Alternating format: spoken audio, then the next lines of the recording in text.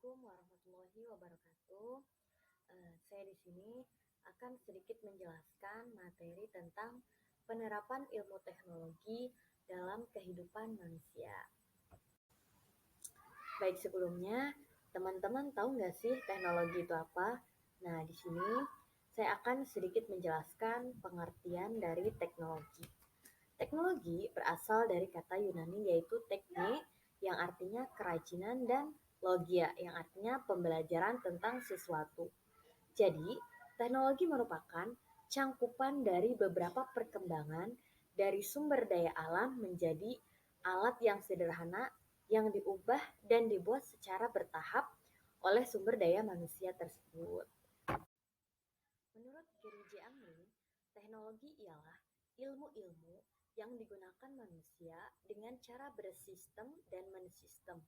Sedangkan menurut Jesques Ellil, teknologi merupakan metode yang memiliki efisiensi yang secara rasional mengarah dalam setiap kegiatan manusia. Nah, mempelajari ilmu teknologi itu penting menurut saya. Karena apa? Karena dengan mempelajarinya, kita bisa mengetahui sejarah perkembangannya. Nah, di sini saya akan sedikit menjelaskan tentang sejarah perkembangan ilmu teknologi. Ilmu teknologi terbagi menjadi 5 zaman, yaitu zaman prasejarah, teknologi zaman kuno, teknologi zaman pertengahan, teknologi era revolusi industri, dan teknologi pada abad ke-20 hingga sekarang. Teknologi zaman prasejarah. Sebelumnya, teman-teman tahu nggak sih zaman prasejarah itu apa? Nah, zaman prasejarah merupakan zaman yang belum mengenal tulisan. Yang banyak diketahui penemuannya adalah penemuan api. Akan tetapi, kebenaran teknologi pertama pada zaman prasejarah ini merupakan batu. Mengapa batu? Karena batu dapat mempermudah pekerjaan mereka dan mereka membuat benda-benda yang terbuat dari batu seperti kapak dari batu, meja dari batu, dolmen, dan lain-lain. Perkembangan zaman teknologi yang kedua yaitu teknologi zaman kuno. Nah, teknologi zaman kuno ini terjadi setelah prasejarah dan sebelum zaman pertengahan. Pada zaman ini sudah mengenal tulisan yang dimana sudah banyak sekali penemuan-penemuan yang menjadi dasar untuk penemuan selanjutnya, seperti teknik bedah, dan pada zaman ini perkembangannya sangat cepat dan rentan waktunya cukup lama. Zaman teknologi yang ketiga yaitu teknologi zaman pertengahan. Zaman pertengahan ini terjadi pada abad ke-5 Masehi sampai ke-15 Masehi. Pada zaman ini banyak sekali berkembangnya seni-seni, sehingga pada zaman ini disebut sebagai pelopor kesenian. Dan negara-negara yang meloporinya ialah orang-orang Eropa.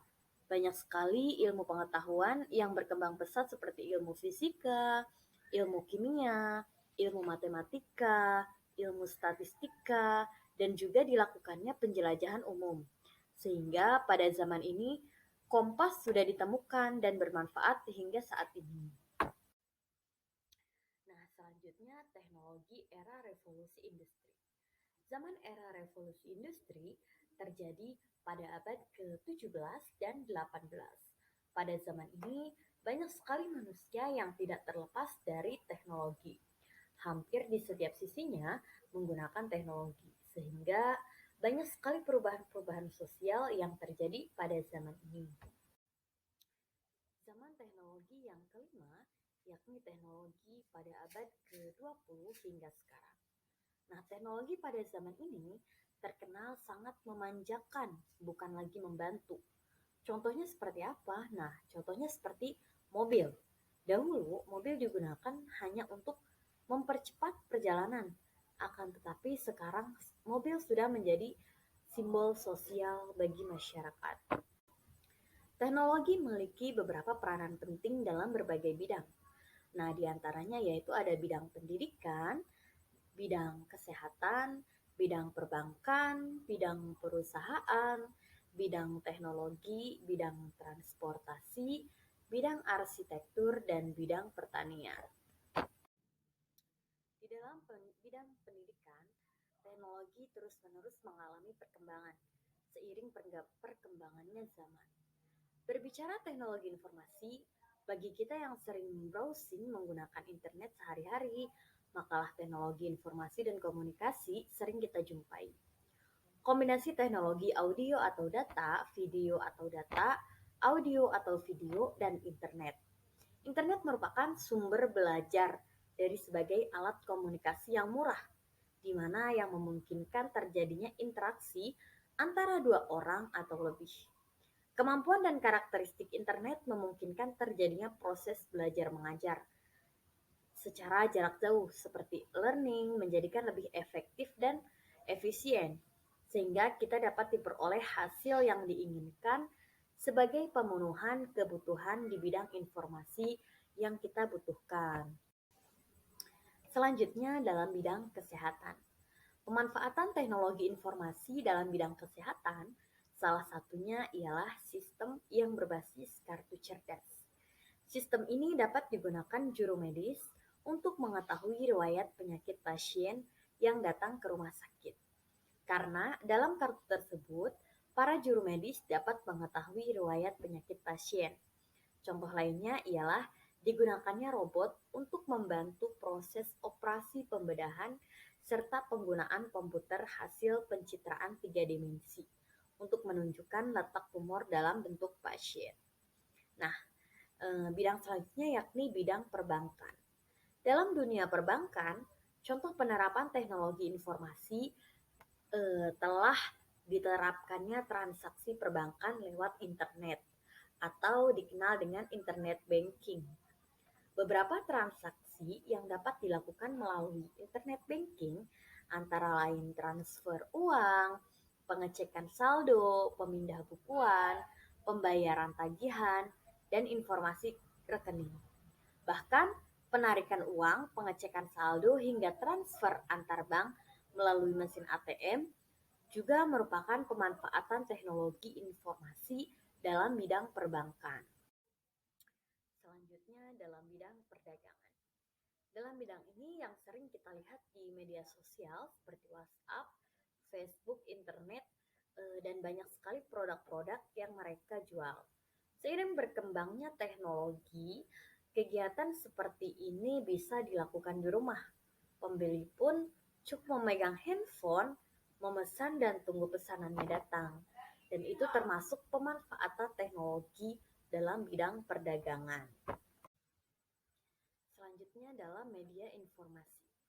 Teknologi merupakan proses yang memudahkan manusia, salah satunya melalui televisi atau radio. Teknologi ini menggunakan perangkat lunak yang memudahkan manusia untuk mengetahui informasi. Akan tetapi, seiring berjalannya waktu, teknologi tersebut sudah tergantikan dengan telepon genggam atau handphone. Nah, ini merupakan wujud perkembangan dalam teknologi. Selanjutnya dalam bidang transportasi. Seiring berjalannya waktu, transportasi delman yang sudah tergantikan dengan sepeda motor dan seiring berkembangnya zaman terus berprogresif sehingga terciptanya motor listrik yang dapat menghemat bahan bakar. Hal ini merupakan wujud perubahan dan perkembangan teknologi dalam bidang transportasi. Selanjutnya dalam bidang pertanian. Perkembangan teknologi dalam bidang pertanian banyak perkembangannya. Bermula dari membajak sawah menggunakan kerbau, sekarang sudah tergantikan dengan mesin. Nah, contoh lain seperti pada mesin pemotong padi yang sudah digunakan di negeri Cina. Selain berdampak positif, teknologi informasi juga memiliki tantangan. Di antaranya yaitu adanya perubahan sosial yang semakin cepat berimplikasi pada pergeseran nilai masyarakat. Nah, hingga saat ini belum ada pengakuan pemerintah atau profesi teknologi pendidikan. Selanjutnya, belum adanya inovasi-inovasi baru yang terkait dengan macam teknologi pendidikan. baik dari segi teknologi, seperti e-learning, internet, serta dalam proses maupun sistem. Berkaitan dengan penyusunan teknologi, kurang penguasaan guru terhadap teknologi memunculkan kekhawatiran terhadap siswa, sehingga tidak memiliki hubungan kedekatan dengan guru yang berimplikasi siswa menjadi pasif setelah penyusunan teknologi. Adanya transformasi global tidak selalu merupakan sesuatu yang positif.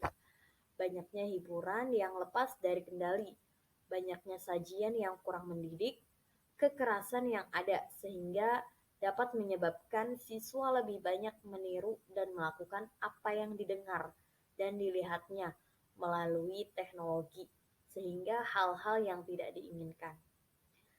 Peningkatan produktivitas, kreativitas, dan daya saing individu, organisasi, dan bangsa Indonesia dalam hal penciptaan teknologi terbaru.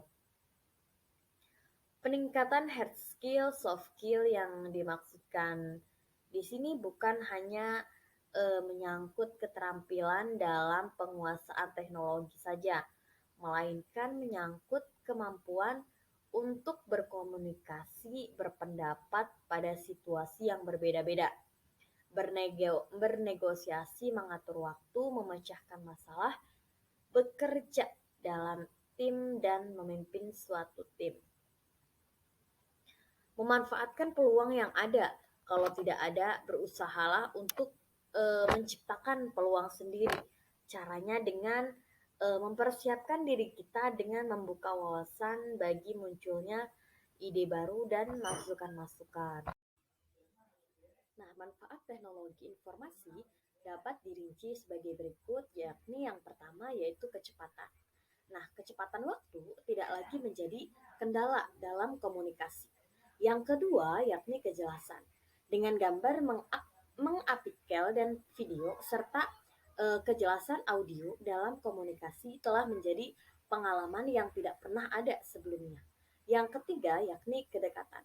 Nah, dengan kemajuan teknologi yang telah mendunia menjadi tempat yang lebih kecil untuk ditinggali. Nah, selanjutnya yang keempat. Yang keempat ini yakni penyebaran. Nah, penyebaran di sini menjadi beberapa macam, yakni penyebaran informasi, penyebaran berita, atau berbagai pengetahuan teknologi telah membuatnya menjadi lebih cepat, lebih mudah, dan lebih singkat. Nah, yang terakhir yakni penyimpanan data lebih aman. Karena apa? Karena kita menyimpannya dengan flash disk dengan kapasitas yang besar dan yang paling mudah dan aman. Karena fasilitas ini dapat kita upload ataupun download setiap saat. Baik, selanjutnya yakni fungsi teknologi.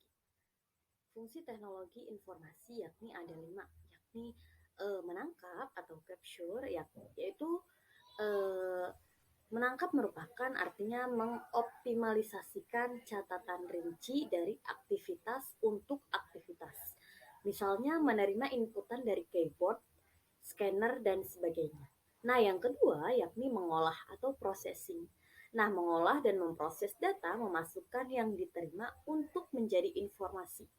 Pengolahan atau pemprosesan data dapat berupa mengkonversi atau mengubah dalam bentuk lain, menganalisis, menghitung, mensintesis segala bentuk data dan informasi, menghasilkan data processing, memproses, dan mengolah data menjadi informasi. Processing merupakan suatu aktivitas komputer yang memproses dan mengolah suatu tipe bentuk dari informasi dan merubahnya menjadi tipe atau bentuk yang lain dari informasi.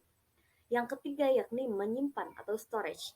Menyimpan merupakan aktivitas merekam atau menyimpan data dan informasi dalam suatu media yang dapat digunakan untuk keperluan lainnya. Nah, misalnya simpan ke hard disk, tab, disket CD, dan lain-lain. Yang keempat yakni mencari kembali atau retrieval. Nah, mencari kembali maksudnya suatu kegiatan menelusuri, mendapat kembali informasi atau mengcopy data dan informasi yang sudah tersimpan. Misalnya mencari kembali supplier yang sudah lunas, dan seterusnya. Nah, yang kelima yakni melakukan transmisi, yaitu mengirim data dan informasi dari suatu lokasi ke lokasi lain melalui jaringan komputer. Nah, misalnya mengirimkan data penjualan ke user A melalui menuju ke user lainnya gitu.